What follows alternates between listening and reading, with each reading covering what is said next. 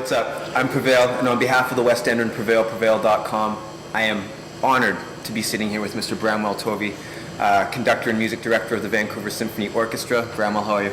I'm great, thanks, Prevail. How are you? I'm awesome, thank you. It's not Mr. Forget the Mr. bit. It makes me feel very old. Bramwell Tovey.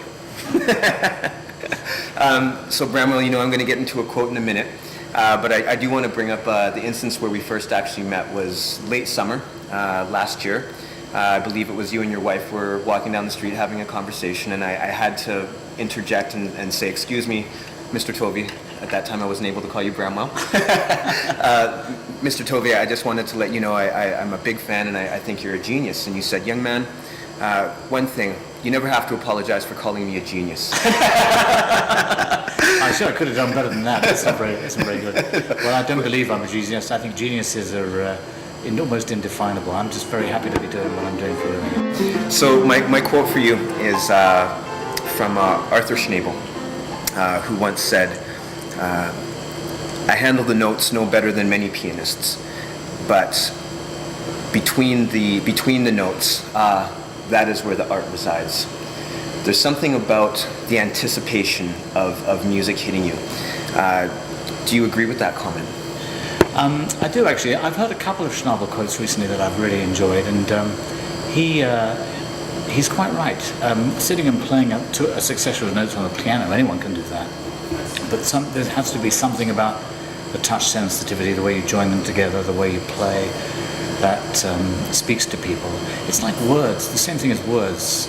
I can speak to you in a monotone or perhaps without any real emotional feeling or personal feeling, and it's just words, but you can always tell when a person's sincere when they're using words, and I think the same stands with music. I think music is the window to the soul. It's about expressing that in a narrative, and he did it, of course, like an absolute master at the piano, and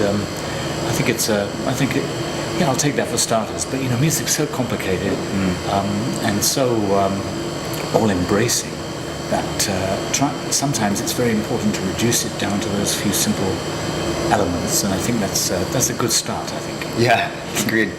You and I have had a similar upbringing in the aspect that both from a single mother household, and I was very inspired to follow my passion and my dream as a musician. I think it took my mom a little aback when I said I want to be a rap artist, and hip-hop was still a pretty young genre at the time, but nonetheless she was supportive of me following a creative career.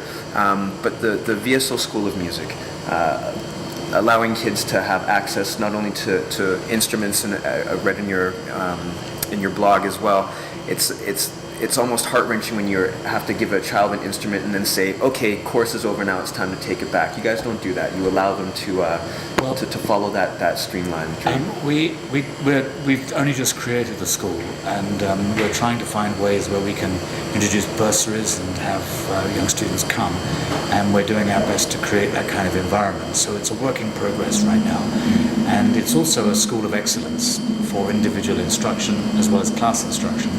So we're trying to offer as many people access to the school as we can within the community.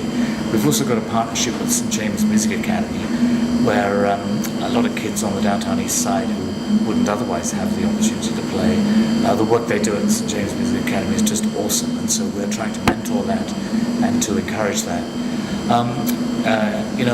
I remember my father. My father died when I was 15, actually, but he was very much, he was in terrible pain for the last 5 years of his life. So I never really interacted with him as an adult. My mother, when he died, and in fact, indeed, when he was ill, my mother made sure that we were able to attend our music lessons and do as many different things as we possibly could. But